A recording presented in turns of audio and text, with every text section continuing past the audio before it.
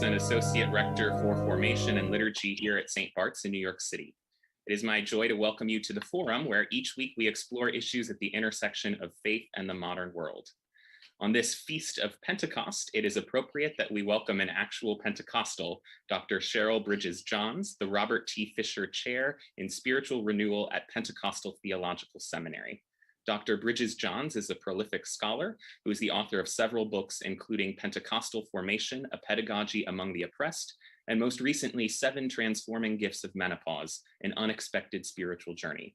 She'll be speaking with us today about the meaning of Pentecost. Dr. Bridges-Johns, thank you so much for taking the time to be with us.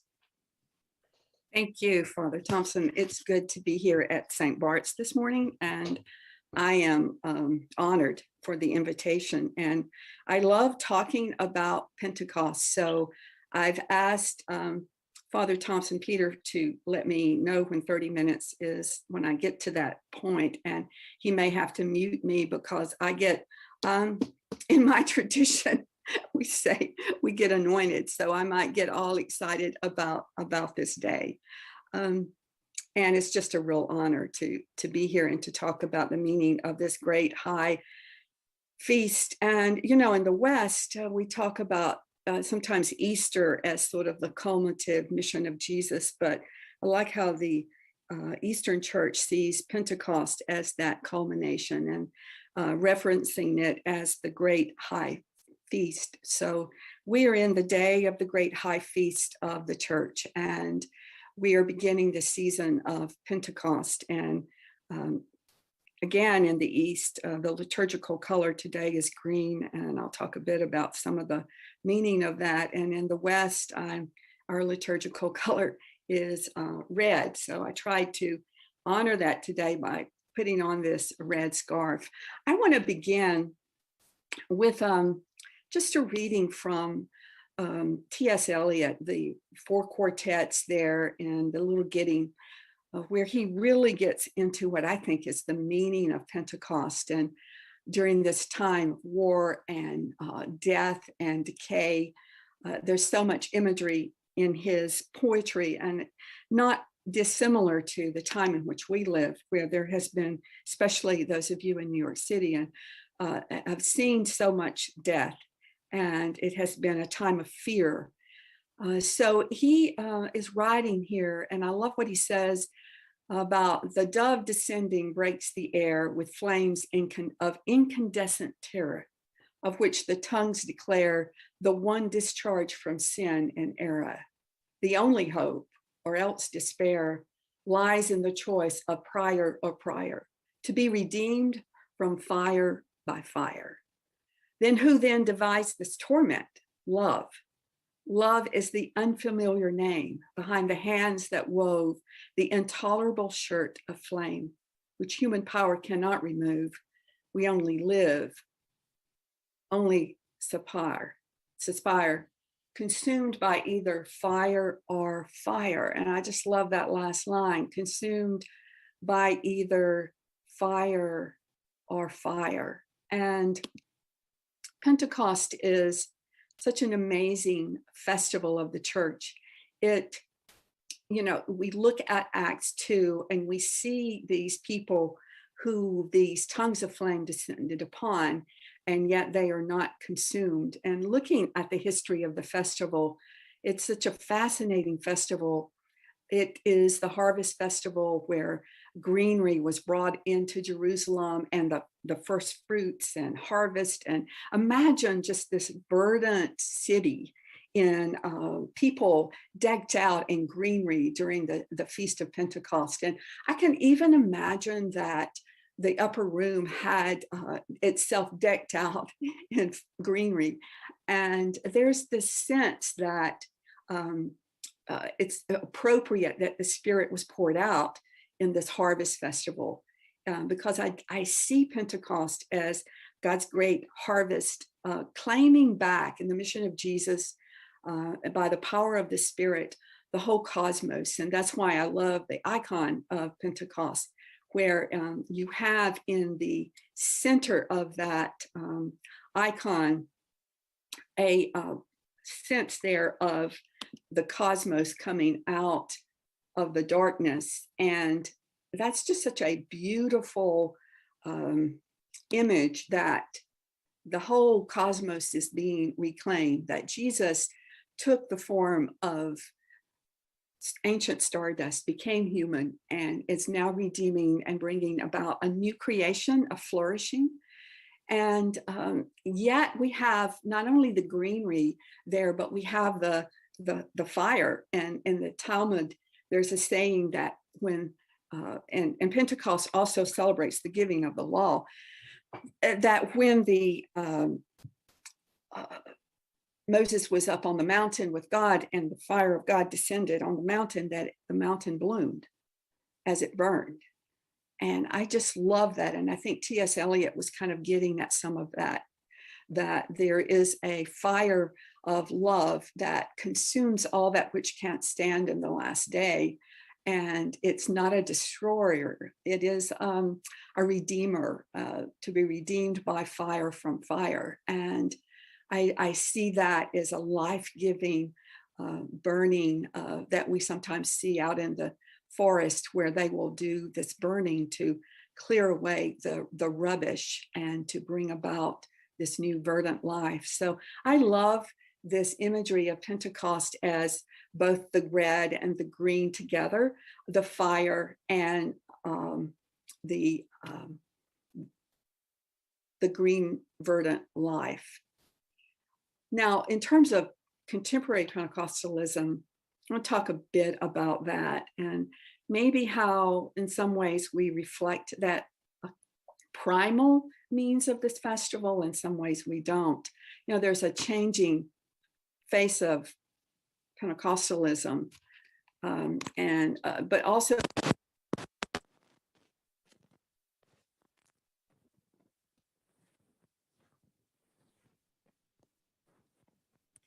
Dr. Bridges-Johns, we lost your audio.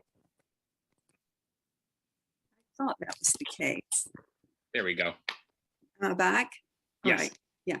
Is there a way I can share my screen? I think I can, right? Yes. Okay, I don't think I can right now. You should be able to now. Okay.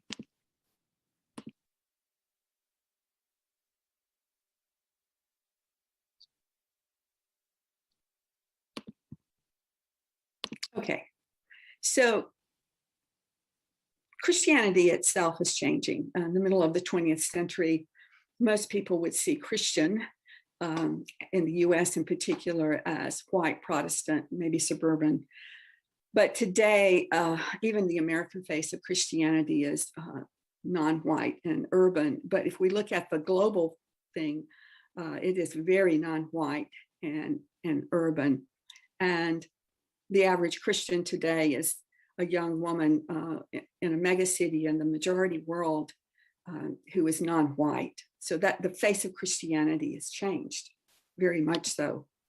And Christianity's center of gravity has shifted from the global north to the south. I don't think we in the north have got that memo, but it's happening. And in 1980, but for the first time in over 1,000 years, more Christians were living in the global south than in the global north. That's a dramatic shift. That's a millennial shift that's been going on. And Christianity then is becoming a non-Western religion and also a Pentecostal religion.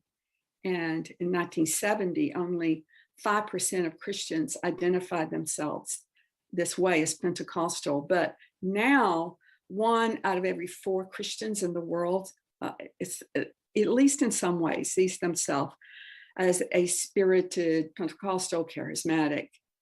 And 80% of Christian conversions in Asia are to Pentecostal forms of Christianity. And on Sunday, Pentecost Sunday in China, you know, there are over 800,000, maybe even much more now, Chinese charismatic congregations, many of whom are led and pastored by women. Africa is home to almost 1 out of 3 of the world's Pentecostals. It's kind of hard for me to wrap my mind around, but it's true. And in Latin America, the movement is growing 3 times the rate of Catholicism. And 4 times the rate of overall Christianity, so that we can loosely say that 1 out of every 12 people alive today is in some form Pentecostal.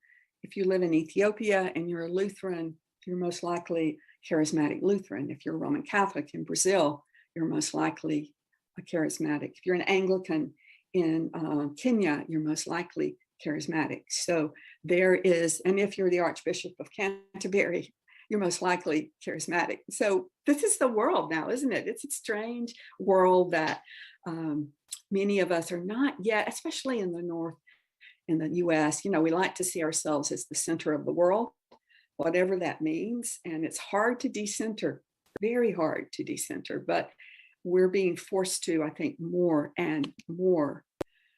So I see Pentecostalism as this, going to the book of Joel, you know, let me talk about that green part, that part of Joel where, you know, at the beginning, it's the drought and the locust plagues, and it's the devastation on the whole land there. It's horrible. And then God begins to speak, and first begins to speak to the land, and then speaks to the trees, and then the animals, and then promising this fullness and return of life. And then there's the promise in 2:28 and all. And then the Spirit will be poured out on flesh. And there is a flourishing. I love that word flourishing, a flourishing of flesh. And it's not just a hierarchy of trickle down, because Pentecost is not trickle down epistemology or economics. It's almost the inversion of that. And so there is the young and the old, and the male and the female, and the slave and the free. So this ability then for everything and all flesh to be filled and reflect the glory of God.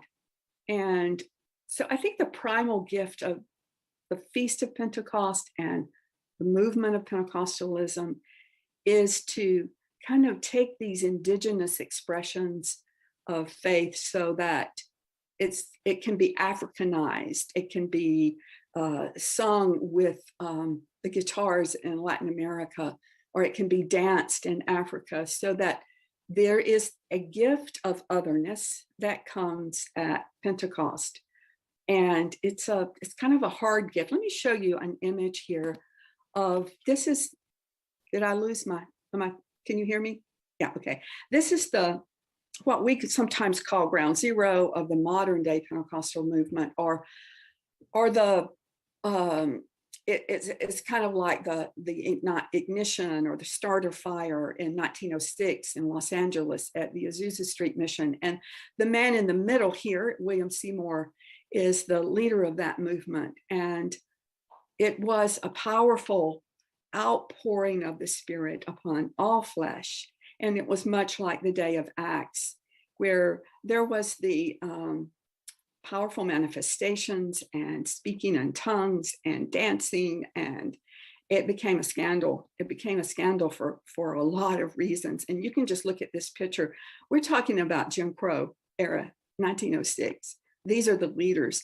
Maybe the little girl just kind of jumped me. I don't know but children really were participants there too. But you have there men and women, and it's a sense there of black and white. And it was said at this time that the color line was being washed away by this fire of Azusa Street. And they saw themselves, and this is another thing that you see in the book of Joel, is that Pentecost is a sign of the end. Let's go back to the day of Pentecost, the reclaiming of everything, when the whole earth will be filled with the glory of God. And there is a sign of the end, so that to be filled with the Spirit is to be a sign when all shall be filled. It's just, my body is filled, I am filled, the earth shall be filled, and all shall be filled. So that we become icons of the new creation and the new humanity. And it's a radical, transgressive almost image. And it has to break down a lot of established boundaries. And it creates space for the otherness and for those on the margins. So I see the Gospel of Mark kind of as a proto-Pentecost, where those who are on the outside begin to come in, and those on the inside aren't getting the message. Now, the Los Angeles Press had a heyday with this group. One reporter said, all classes of people were gathered in this temple last night, which was a former livery stable. Big Negroes looking for a fight, little fairies dressed in Danish chiffon who stood on benches and looked at questioning wonder in their baby blue eyes. There were cappers from North Alameda Street and sedate dames from West Adams Street. That's a real kind of bipolar thing here. And there were all ages, sizes, colors, nationalities, and previous conditions of servitude, previous conditions of even slavery and servitude. A lot of immigrants were in this. And so most of the press, they did cartoons ridiculing the people. One editor said, can you imagine anything more scandalous as a sedate businessman being embraced by a Negro washerwoman? That's Pentecost. That's it right there. And it was the scandal of not only worshiping together, but leadership being shared and women being in leadership and a real transgressive otherness that occurred. And sometimes I get very upset with my movement because in the last several years, we've kind of succumbed to upward mobility, or whatever you want to call it, becoming more evangelical, fundamentalist, Christian nationalist. We've got it now. And sometimes I don't recognize this. But I try to say, well, the gift of Pentecost was the gift of the future. And it's hard to have a holding container for the gift of the future, where how can you steward the future? It's very hard. Just having meetings, they, go to Indianapolis and try to have a meeting in 1907, and they would have bomb threats because Blacks and white were meeting together. And so this color line might have been washed away at Azusa Street and the gender and all, but it was in effect everywhere else. And so much of my movement succumbed to that. And many people today in the Pentecostal movement don't have an awareness of the roots of it and what I call the primal faith. And we're trapped with many other people in an ethos, the fear, lack of empathy, our own tribalism. There was a guy at Azusa Street named Frank Bartleman, and he was really anti-nationalist even in 1907 and became quite an opponent of World War I, and one of the leaders of Azusa Street. And he was suspicious of national power. And right now,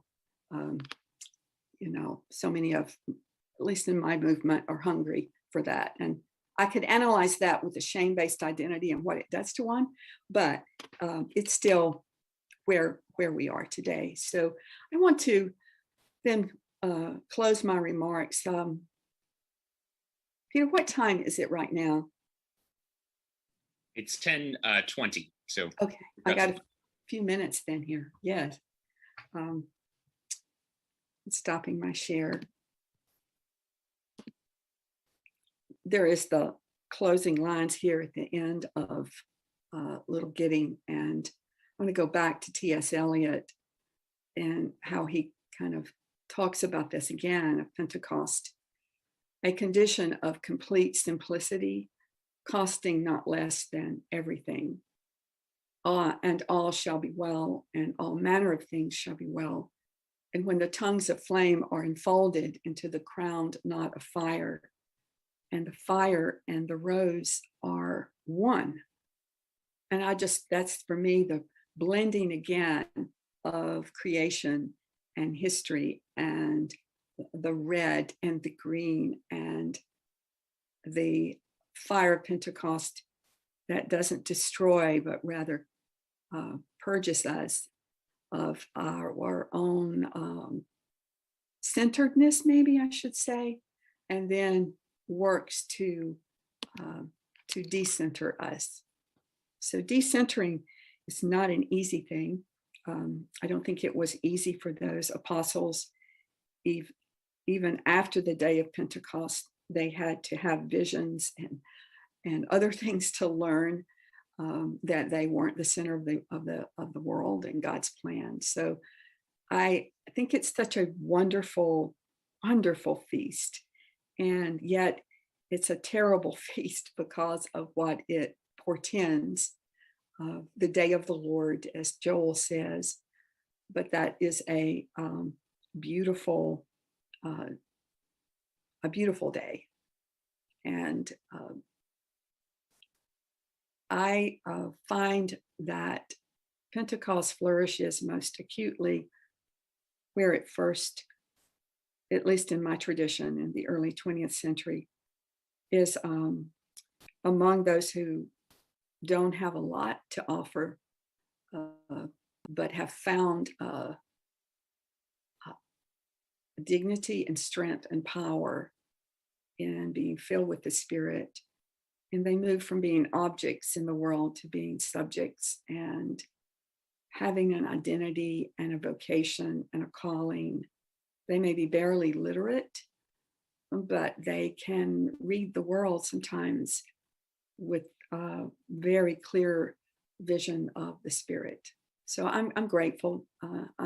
My great-grandmother was part of this movement in the 1907.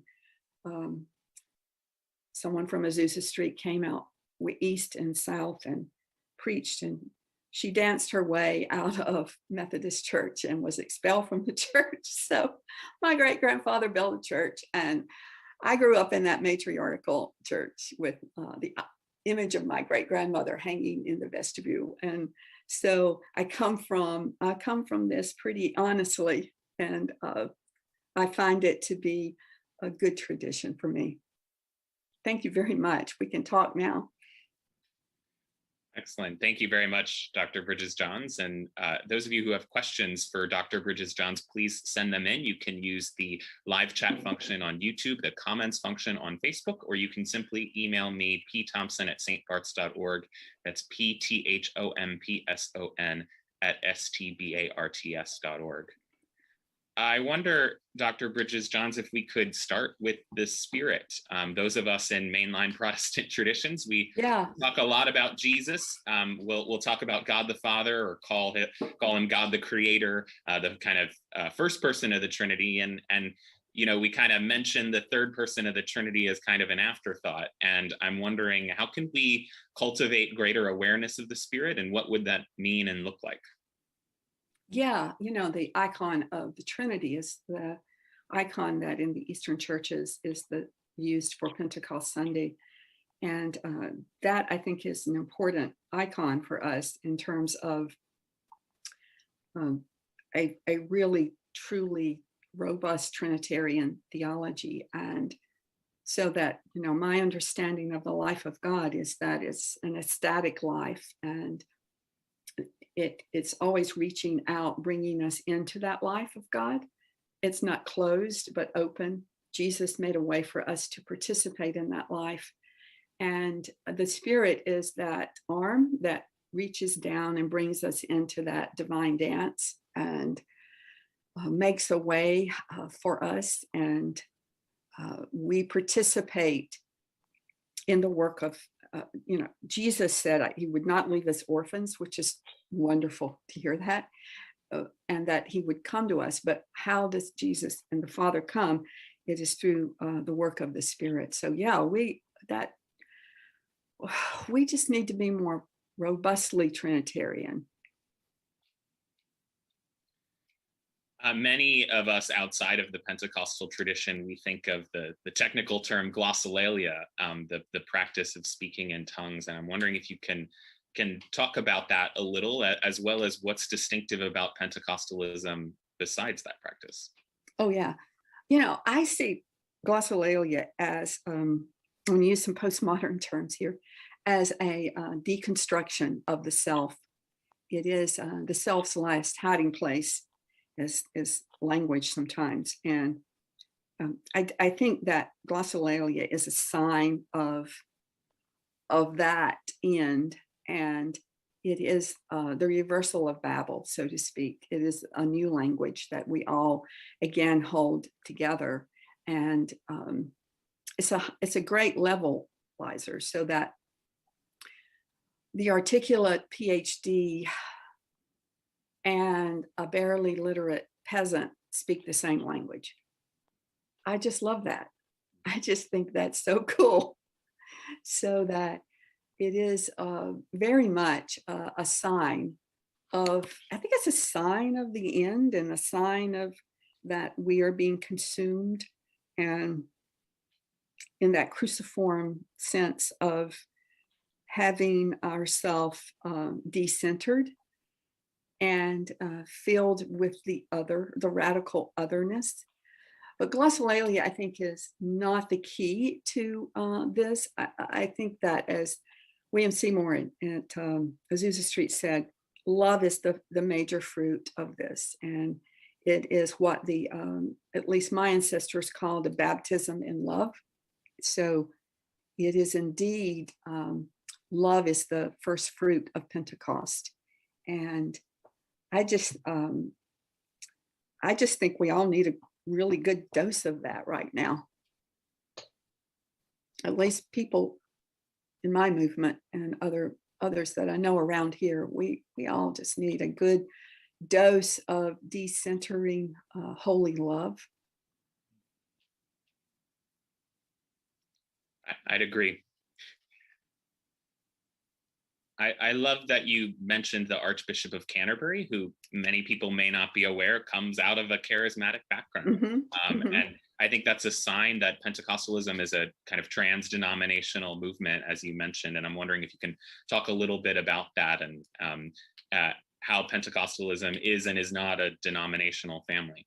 Oh yeah, you know, in the early part of the 20th century, it was seen by the participants as a unifier, that it was going to be this great ecumenical sign of the end, so to speak. And unfortunately, if I just read you the bad press, right? And that I said my great grandmother was expelled, and maybe we could have been wiser and not expelled from churches and things. So we became persecuted, and especially for the interracial and gender inclusion. So we sort of formed our own, you know, and then once you do that, you start identifying yourself up against, and the words movement are lost, and then you become denomination and all. But I see now God still working in that it is what God is doing on the face of the earth,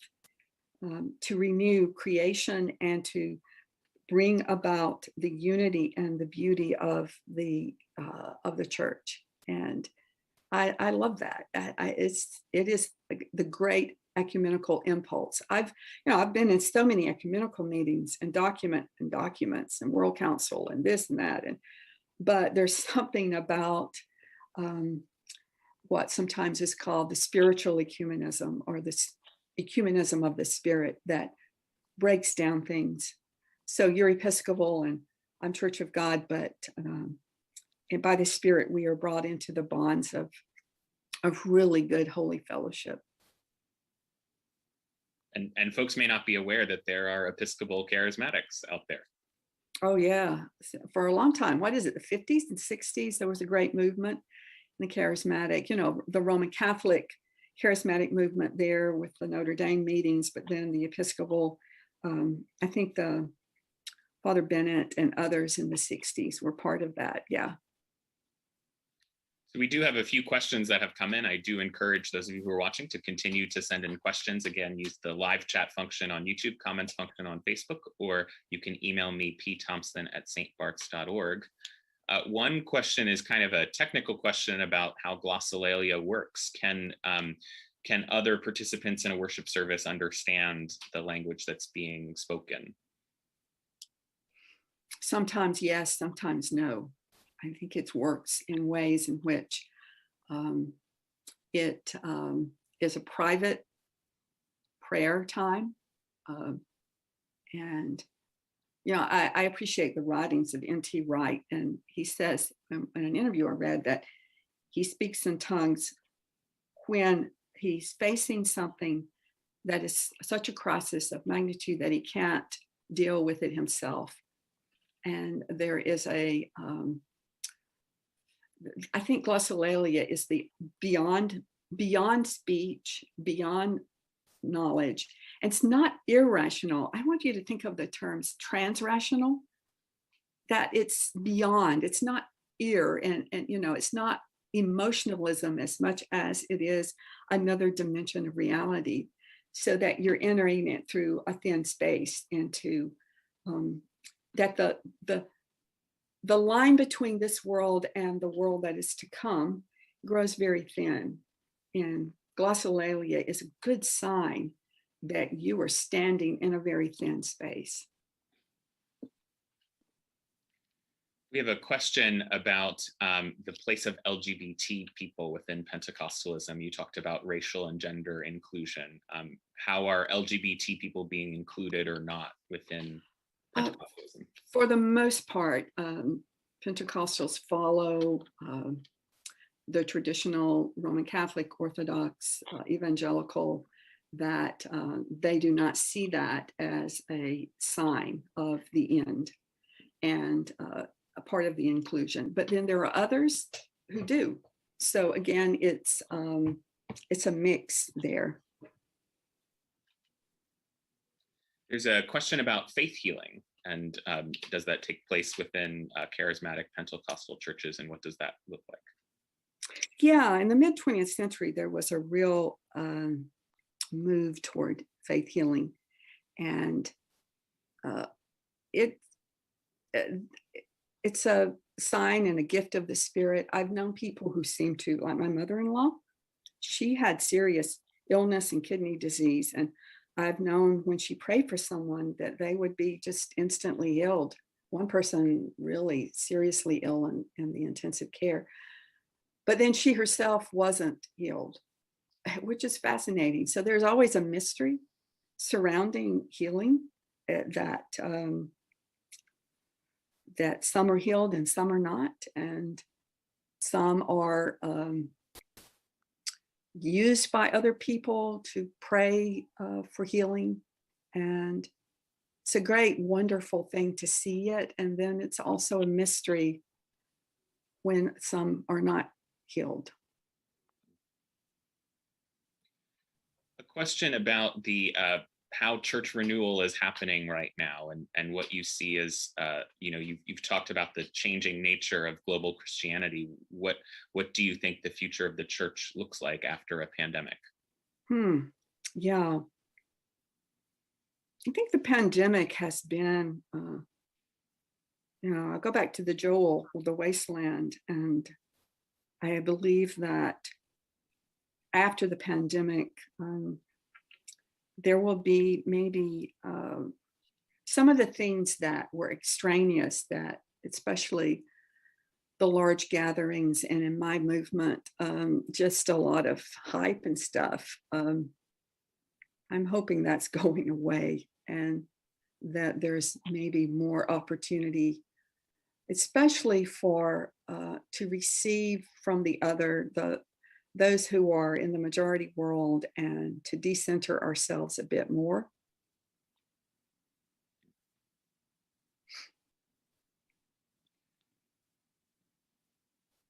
So there's another question about Pentecostalism and politics. I know you talked about Christian nationalism and how that has taken over much of the Pentecostal movement in the US. Can you talk about the connection between the two? Yeah, probably shouldn't. Yeah, it's interesting because, as I mentioned, at Azusa Street, and Frank Bartleman and some of the participants, they were highly suspicious and of nationalism, which was pretty strong in World War I in that time period. And they saw, I think what they were tasting was so potent and powerful that the charms of the empire were not so charming. But yet, there is the allure of that. And when you come from a shame-based identity, you have a deep hunger to be accepted. So when someone comes along, a leader or a movement, and says, you get a chance now to be in the circle of power, it's easy for people in shame-based identities to maybe sell themselves to that. And I think that's what's happened. And I'm praying for a real purging of that. And I don't know what that would look like or how it would be, but I long for that. I do encourage you to continue to send in your questions for Dr. Bridges-Johns. You can use the live chat function on YouTube, the comments function on Facebook, or email me, pthompson@stbarts.org. Dr. Bridges-Johns, I know you have done some work in feminist theology within Pentecostalism, and I wonder if you can talk about that and how is that work unique, or are there others working in that space? There's a lot of others working in that space, and as I mentioned when I was talking about the Azusa Street revival, there were one of the criticisms of the movement was that it was so feminized and there were so many women leaders. And you had in some Pentecostal denominations in the 1930s, up to 30 to 40% of the clergy were women. Well, this was before mainline Protestants were ordaining women. And that was one of the things that we were a sign of the devil. And one of the fundamentalists said, that we were the last vomit of Satan because there were lots of things said about us.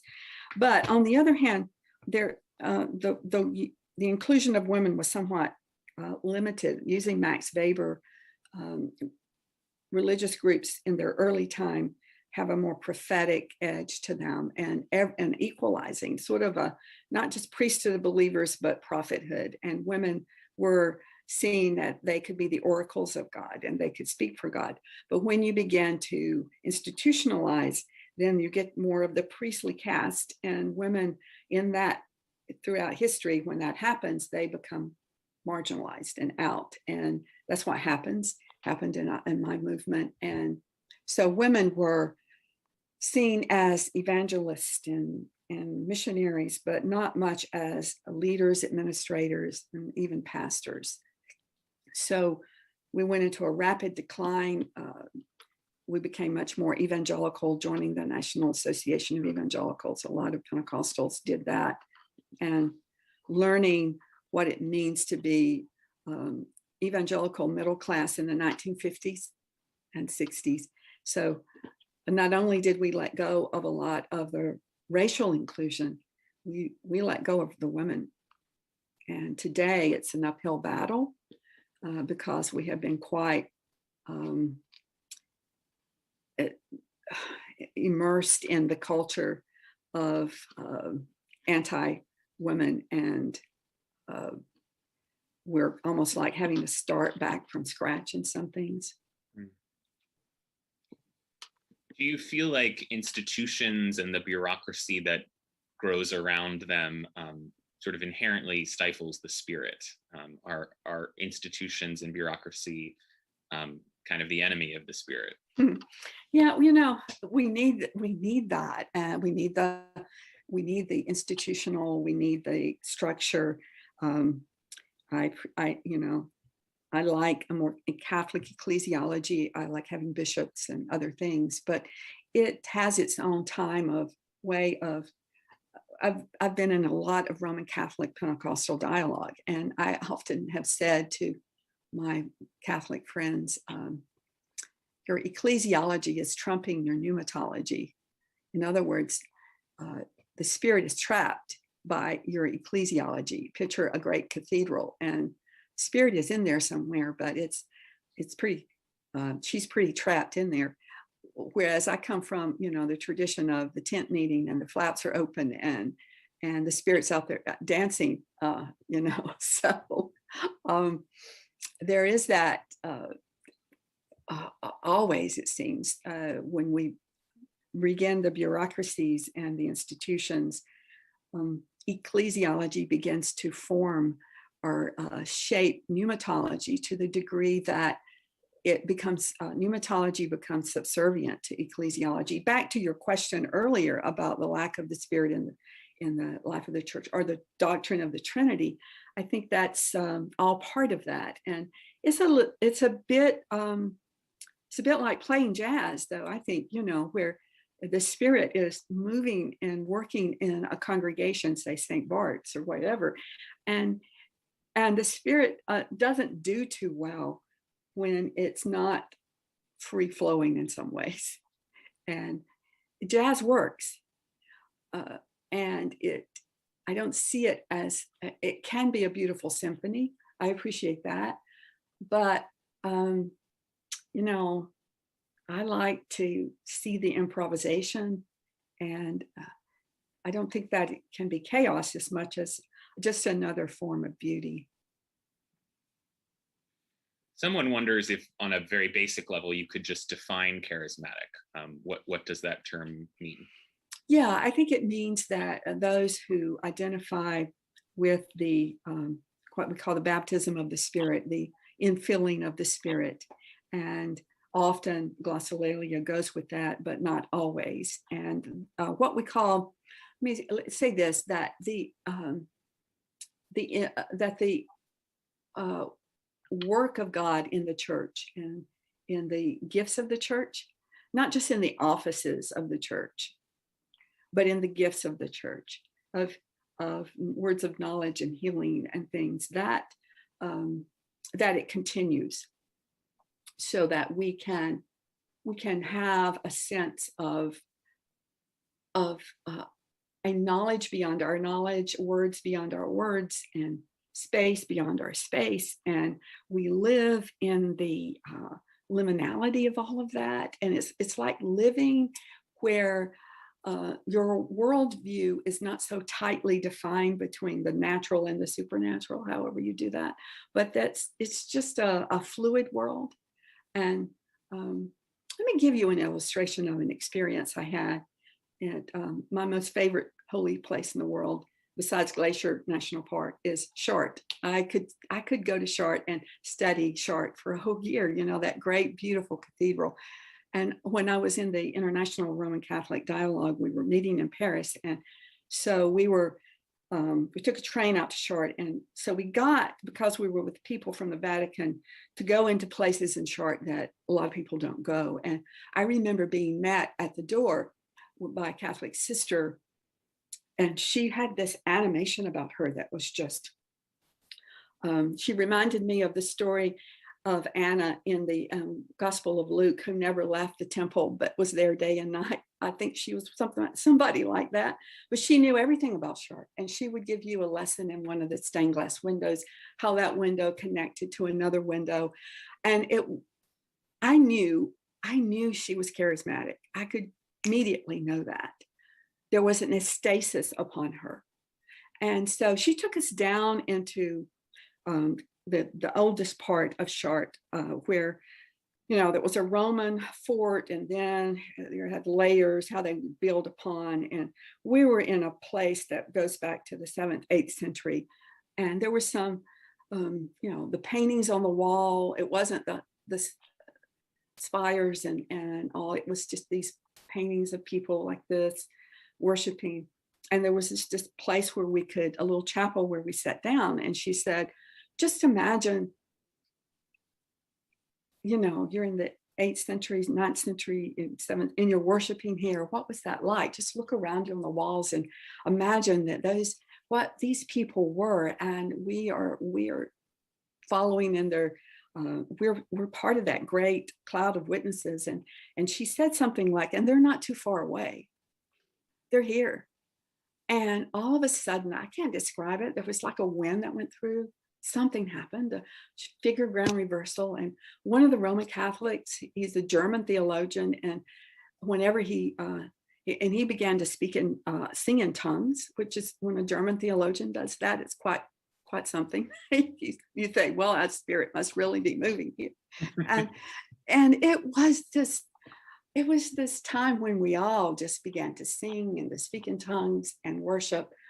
And I felt like there was a sense of a fusion of time, a fusion of space, that the people from on the walls just stepped out and they were with us. We were with, I don't know to this day, I do not know what happened, but something happened.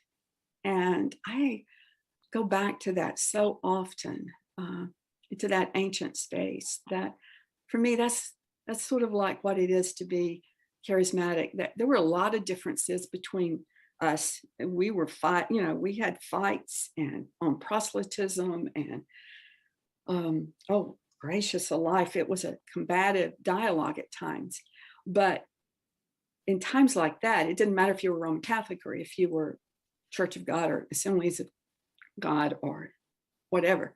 It was there was something transcending, and I think that to me that's sort of the essence of what it means. We're coming close to the end of our time. There was a comment in the chat. Someone shared that she had grown up in a Pentecostal context and found it manipulative at times. And I'm wondering, how do we guard against that kind of manipulativeness, whether it's in a Pentecostal context or another kind of context? Yeah, it can be, because charisma with the little c can replace charisma with the big C, and personalities can overshadow, just as in, I said, ecclesiology overshadows pneumatology. Personalities, especially narcissistic personalities, which we seem to attract our fair share of. We attract a lot of the crazies and other things too, but and that controlling element, it's not jazz, it's something other than that. It's profane and it can become abusive. That's why you need a discerning community to really hold leaders responsible, and often we have failed to do that. Finally, there's a lot going on in the world that's not so great. We're still getting out of a pandemic. We're dealing with racism in our society, and you talked about how Pentecostalism was a racially inclusive movement at its beginnings. But despite all that's going on in the world that isn't so great, where do you see the movement of the Spirit right now? How is Pentecost happening in our world? I think it is happening where it's always happened, and that's on the margins and among those who are dispossessed or powerless. And I think it's also happening in a move to be aware of the earth. I'm back to the green. That's a move of the Spirit to become aware that the earth is groaning. Go to Romans 8 here. The earth is groaning, and creation is groaning, and there is almost an apocalyptic sense of